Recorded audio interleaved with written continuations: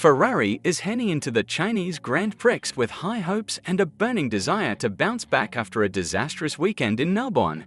Team principal Fred Vasseur's latest statement has reignited the excitement among the Tifosi, but the real question remains, can Ferrari truly close the gap to McLaren and Red Bull under the vastly different conditions in Shanghai? And more importantly, can they reclaim their lost glory?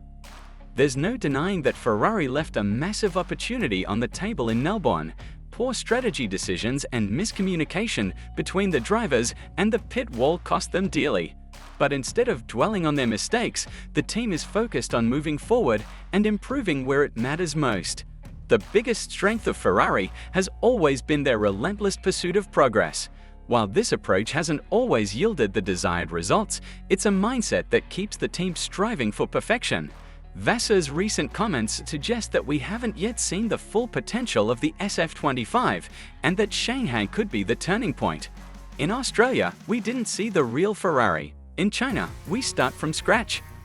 This statement serves as a morale booster, but Ferrari has made similar claims in the past. Until we see actual improvements on track, it's just speculation. However, there are key areas where Ferrari must step up if they want to challenge McLaren and Red Bull in China. Ferrari must address several key areas to improve their performance, starting with tire management. In Melbourne, the team struggled significantly with tire degradation, falling behind Red Bull, McLaren, and even Mercedes in long-run pace. The SF-25 lacked grip and burned through its tires too quickly, preventing the drivers from pushing when it mattered most. This issue was particularly evident when Lewis Hamilton found himself stuck behind Alex Albon for an extended period, unable to make a move due to excessive tire wear. Another critical area requiring improvement is communication and strategy execution. One of Ferrari's biggest blunders in Melbourne was the miscommunication regarding the incoming rain. While Hamilton was informed that the rain would soon subside, Charles Leclerc received a warning of Class 3 rain that would last for multiple laps. Despite these conflicting messages, the team failed to split their strategies, instead opting to keep both drivers on track. This costly decision ultimately denied Ferrari a podium finish and exposed significant flaws in their race management approach. If Ferrari wants to compete at the top, they must tighten their communication channels and react more effectively to changing race conditions. Shanghai presents an entirely different challenge compared to Melbourne. The track features cooler temperatures, a long back straight, and a mix of slow and high-speed corners. The weather forecast predicts no rain, meaning Ferrari won't have the excuse of tricky conditions affecting their performance. Ferrari must prove that their Melbourne struggles were a one-off and that they can deliver when conditions are stable.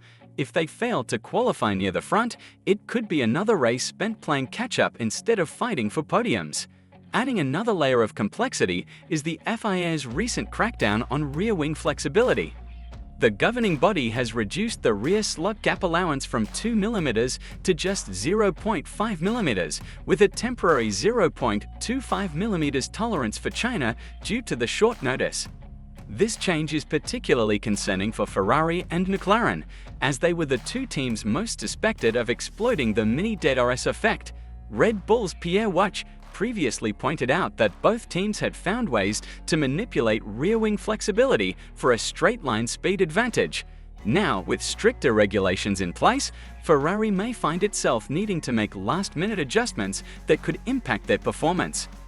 Hamilton's debut with Ferrari didn't go as planned, finishing in P8 with just 1 point to show for his efforts. However, the seven-time world champion remains determined to turn things around in China. He has already voiced concerns about the SF-25 setup, particularly how the car behaves in different parts of the circuit. Additionally, he believes the communication between him and his new race engineer, Riccardo Adami, needs improvement. Adami has worked with Sebastian Vettel and Carlos Sainz in the past, but handling Hamilton's direct and assertive feedback could be a different challenge altogether. If Ferrari fails to implement the changes Hamilton is requesting, his adaptation period could take longer than expected, further delaying the team's progress. Ferrari entered 2025 as title contenders, but their underwhelming performance in Melbourne has already put them on the back foot. If they fail to deliver in China, they risk falling behind both McLaren and Red Bull in the championship race. Vasseur remains confident that Ferrari will show their true colors in Shanghai, but until they prove it on the track, skepticism remains. Can Ferrari finally unlock the true potential of the SF-25? Will Hamilton bounce back and challenge for the podium? Or will McLaren and Red Bull continue to dominate? If you enjoyed this breakdown, make sure to subscribe for more in-depth F1 analysis. Hit the like button and don't forget to turn on notifications so you never miss an update from the world of Formula One.